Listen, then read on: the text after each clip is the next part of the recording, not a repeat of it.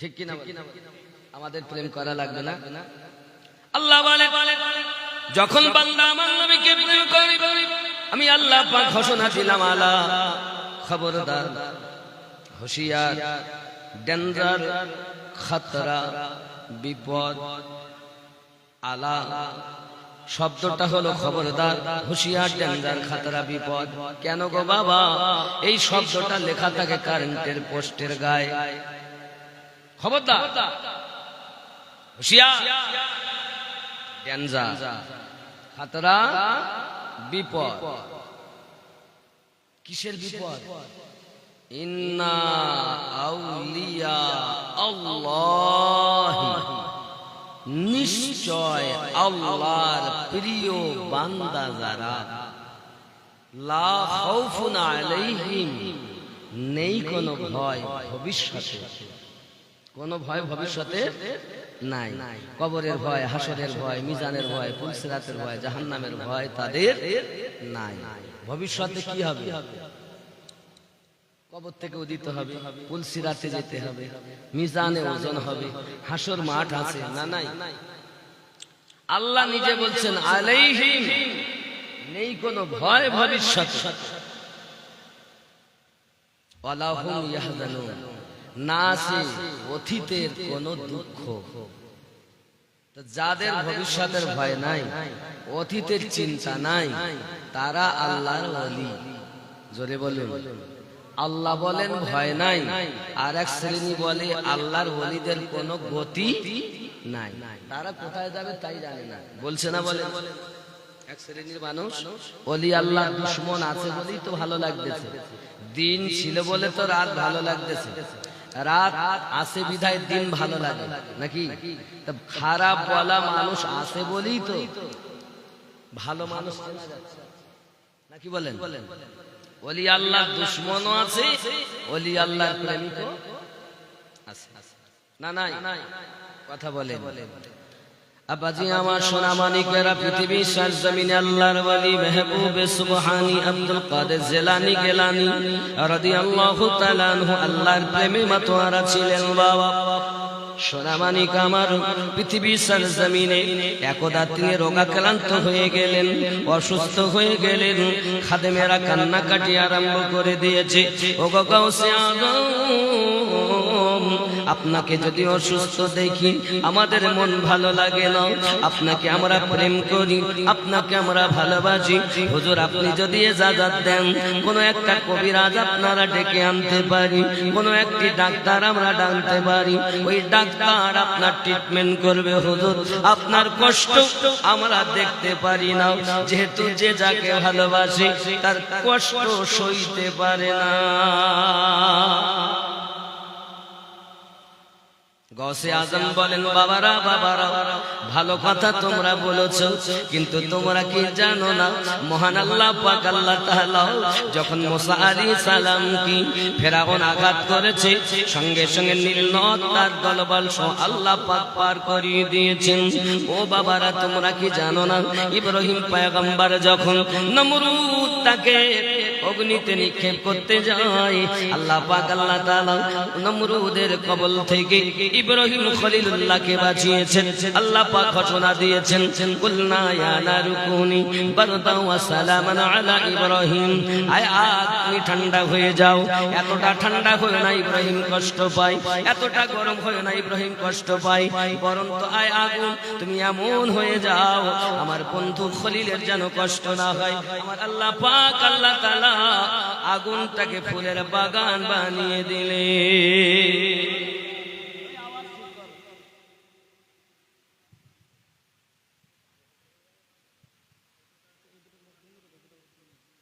আব্বা আমার আওয়াজ ঠিক করুন, কারণ আওয়াজ বসে রয়েছে।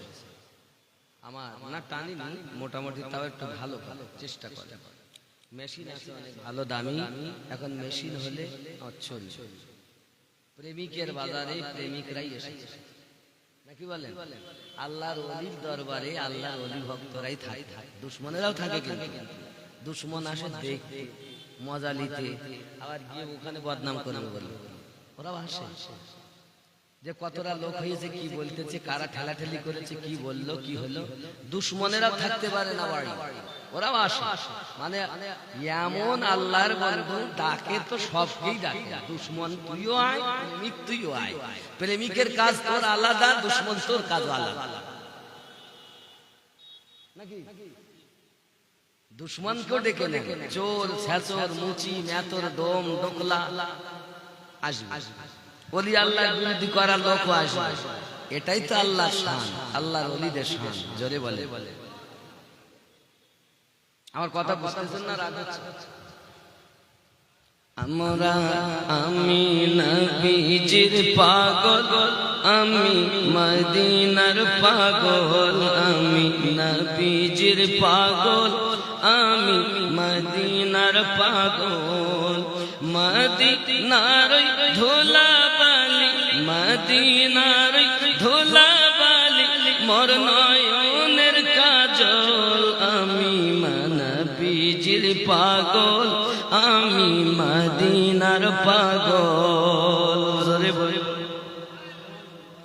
আমি নবীজির পাগল, আমি মদিনার পাগল। মদিনার ধুলাবালি, মোর নয়নের কাজল। আমি নবীজির পাগল, আমি মদিনা, আরো জোরে, আমি নবীজির পাগল, আমি মদিনা, খুব জোরে। আমি নবীজির পাগল, আমি মদিনা, আমি নবীজির পাগল, আমি মদিনা। মদিনার ধুলাবালি, মোর নয়নের কাজল। মদিনার পাগল, আমি নবী। জোরে কোন সুবহানাল্লাহ। আমার মনে নবী নবী, দুই চোখে মদিনার ছবি। আমার মনে নবী নবী, দুই চোখে মদিনার ছবি। নবীর প্রেমে দিতে রাজি, নবীর প্রেমে দিতে রাজি, মোর জীবনের সকল। আমরা নবীজির পাগল, আমরা মদিনা পাগল, আমরা নবীজির পাগল, আমরা মদিনার পাগল। নবীর প্রেমে দিতে রাজি, আমার জীবনের সকল। আমি নবীজি, আমি। একটু জোর হবে না বাবা? নবীজির পাগল হন, জগতে লাভ, পরে জগতেও একটু জোরে আওয়াজ দেন। আমি মদিনা, আমি নবী পাগল, আমি নবীজির পাগল, আমি মদিনা। মদিনার ধুলাবালি, মোর নয়নের কাজল। আমি নবীজির পাগল, আমি মদিনা। জোরে কোন সুবহানাল্লাহ। আমার মনে নবী নবী, দুই চোখে মদিনার ছবি। আমার মনে নবী নবী, দুই চোখে মদিনার ছবি। নবীর প্রেমে দিতে রাজি, আমার জীবনের সকল। আমরা মদিনা, আমরা নবীজির পাগল। জোরে বলুন। শুনিলে মদিনার কথা, ভুলতে পারি সকল ব্যথা। শুনিলে মদিনার কথা, ভুলতে পারি সকল ব্যথা। বুকের ভেতর ভেসে ওঠে, বুকের ভেতর ভেসে ওঠে, মনে আনন্দের ঢল। আমরা মদিনার পাগল, আমরা নবী, আরো জোরে, মদিনার পাগল, আমরা নবী। আমরা ওলি আল্লাহর পাগল, আমরা নবীজির পাগল। ঠিক না? ওলি আল্লাহর প্রেমে সব দিতে পারি, রাসূলের প্রেমে সব দিতে পারি। দেবেন না গো? আল্লাহ আমার, আব্বা আমার খেয়াল করেন। আমার রোগের সকল ওষুধ আমার নবীর সালাম ও দরুদ, আমার রোগের সকল ওষুধ আমার নবীর সালাম ও দরুদ, আমার রোগের সকল ওষুধ দয়াল নবীর সালাম ও দরুদ। ভক্তি চিত্তে পড়ি যখন, ভক্তি চিত্তে পড়ি যখন, অসুস্থ সবল আমি নবীজির পাগল, আমি মদিনার পাগল, আমি মদিনার পাগল, আমি নবীর প্রেমে দিতে রাজি আমার জীবনের সকল, আমি মদিনার পাগল, আমি নবীজির পাগল। আল্লাহুম্মা সাল্লি আলা সাইয়্যিদিনা মাওলানা মুহাম্মদ ওয়া আলা আলি।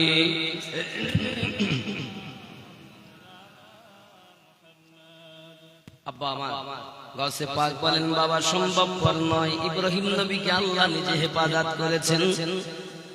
আচ্ছা তোমরাই বলো, আমি যে অসুস্থ হয়েছি আমার আল্লাহ জানে কি জানে না? দেখে কি দেখে না?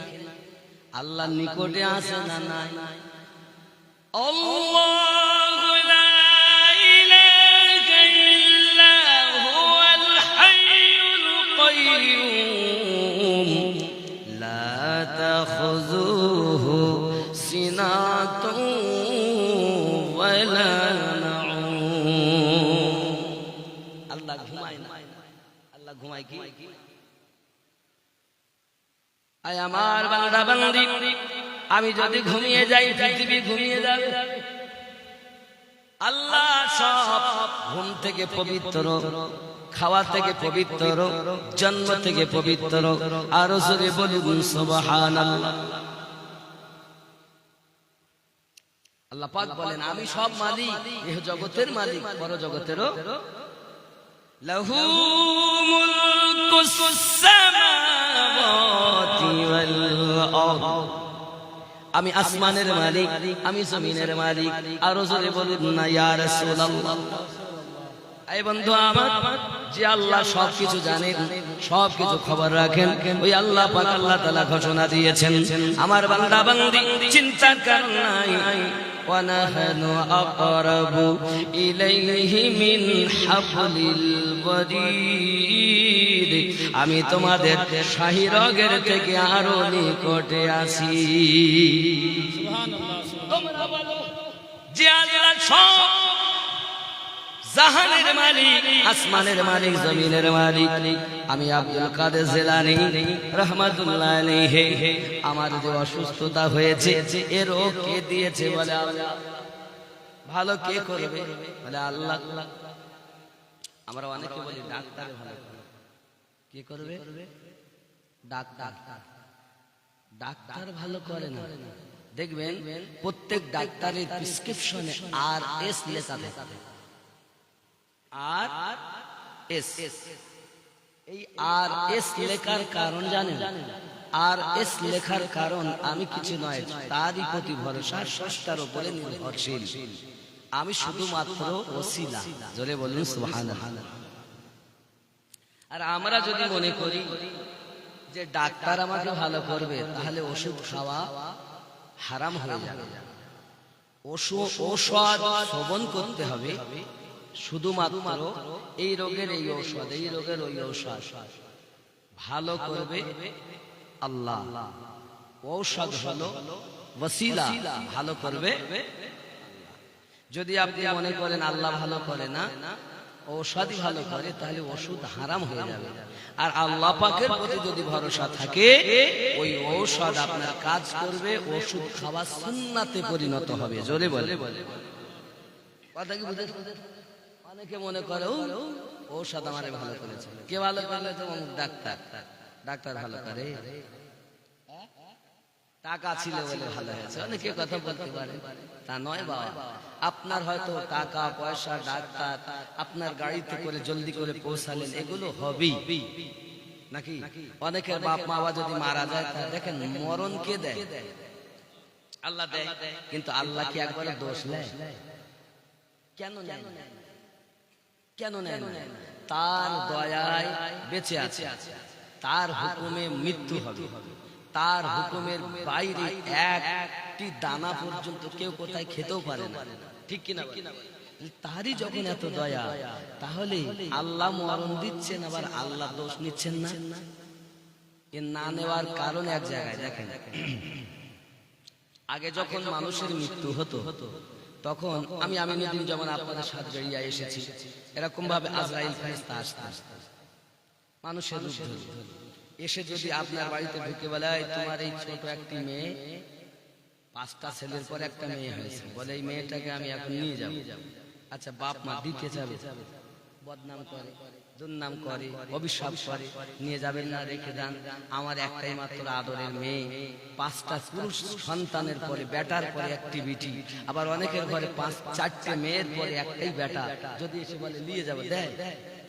ঘর করেছে কষ্ট করে পিতা, এখন এসে বলছে, ছেলেরা সব শোনো, তোমার আব্বার এখনই মরণ হবে, আমি আজরাইল রূহ দিতে এসেছি। কেউ দিতে চায় না, কান্নাকাটি করে। আল্লাহর ফেরেশতা আজরাইল আলাইহিস সালাম মানুষের রুজি থাকতে তার নিয়ে যান, নিয়ে যান, নিয়ে যান না। এক লুকমা থাকা পর্যন্ত কারো মৃত্যু হবে না, সবাই বদনাম করে। ঠিক এই রূপ করতে করতে কান্নাকাটি করলেও ছাড়ে তো না, আল্লাহর হুকুমে এসেছেন, নিয়ে যাবেন। এই রূপ করতে করতে আল্লাহর নবী মুসা আলাইহিস সালাম, আল্লাহর নবী মুসা আলাইহিস সালামের কাছে যখন আজরাইল ফেরেশতা পৌঁছিয়েছেন, মুসা নবী আজরাইলকে দেখে চিনতে পেরেছেন। চেনার সঙ্গে সঙ্গে আজরাইল ফেরেশতা কি এক থাপ্পড় মেরেছেন। এক থাপ্পড় মারার সঙ্গে সঙ্গে আজরাইল ফেরেশতার একটা চোখ বেরিয়ে এসেছে। জোরে বলুন। ফেরেশতা নূরের তৈরি, কিন্তু মানুষের রূপ ধারণ করার ক্ষমতা আল্লাহ তৎকালীন দিয়েছিলেন। তৎকালীন মানুষ রূপে মানুষের রূহ নিয়ে যেতেন। এখন মানুষ রূপে নবী মুসা আলাইহিস সালামের কাছে এক থাপ্পড় যখন মেরেছেন, চোখ যখন ঠিকরে বেরিয়ে গেছে, আজরাইল ফেরেশতা চোখ ধরে রওনা দিয়েছেন। আল্লাহ এমন একজনের কাছে আমাকে পাঠালেন, এক থাপ্পড়ে চোখ বার করে দিয়েছে। নবীর ক্ষমতা কথা, আজরাইল ফেরেশতা মালাকাল মাউতের চোখ বার করে দিলেন। এখন ফিরেছেন, ফেরেশতার চোখে মারলে চোখ বাড়িয়ে যায়, কত ওয়েট চলে থাপ্পড়ে। যখন মুসা নবী আসিয়ার কোলে আনন্দ করছেন, ফেরাউন এসে বলছে, আসিয়া রে, ছেলেটা তো দেখতে খুব ভালো, তা আমার কাছে একটু দে, আমি একটু আদর করে সুমা খাই। ফেরাউন কোলে নিয়েছে, বুঝতে পেরেছেন? কোলে নিয়ে আপনাকে এমন করে আদর করছে না, চুমা খাইতেই যেই যাবে, মনে করেন এই আছে কোলে, চুমা খেতে যাবে। আর যেই চুমা খেতে গেছে, মুসা আলাইহিস সালাম ছোট অল্প বয়স, এক থাপ্পড় মেরেছে। এক থাপ্পড় মারার সাথে সাথে ফেরাউনের গাল ধরে ছটফট আরম্ভ করে দিয়েছে। বিবি আসিয়া বলছে, তুমি অমন করছো কেন? বাচ্চারা চরণ করি, আদর যত্ন করতে হলে দাড়ি ধরে টানে মারে, আর তুমি অমন করছো কেন? বলছে, বিবি মেরেছে তো আমাকে, চরের ওয়েট কত আমি জানি। শুধু তাই না, কিপ্তি সম্প্রদায়ের একটা মানুষকে এক চর মেরে মুসা নবী জান মেরে দিয়েছে। হযরত আলী কারামাল্লাহুল কারীম, এ গেল নবীদের পাওয়ার, ওলিদের পাওয়ার দেখেন, ওলিদের বেলায়েতের পাওয়ার হাউসের পাওয়ার দেখেন। আবু জাহেল যখন কপালে মাওলা আলী কাবা শরীফে জন্ম নেওয়ার পর বাইরে আসায়, যখন কপালে আলী রাদিয়াল্লাহু তাআলা চোখে এই কপালে তিলক দিতে গেল, এক চড় মেরেছিলেন 3 দিনের শিশু হযরত মাওলায়ে কায়নাত, এক চড়ে আবু জাহেলের গর্দান বেঁকিয়ে দিয়েছিলেন। জোরে বলে। সারা জীবন আবু জাহেল সামনে চলছে, তো লোকে মনে করতো পিছনে দেখতেছে। নবীর চরে কীর্তি সম্প্রদায়ের মানুষ মরেছে, নবীর চরে ফেরাউনের চোখে তারা দেখেছে, নবীর চরে মালাকাল মাউতের চোখ বেরিয়ে এসেছে। আল্লাহর ওলি মাওলায়ে কায়নাতের থাপ্পড়ে আবু জাহেলের গর্দান বেঁকে গিয়েছে।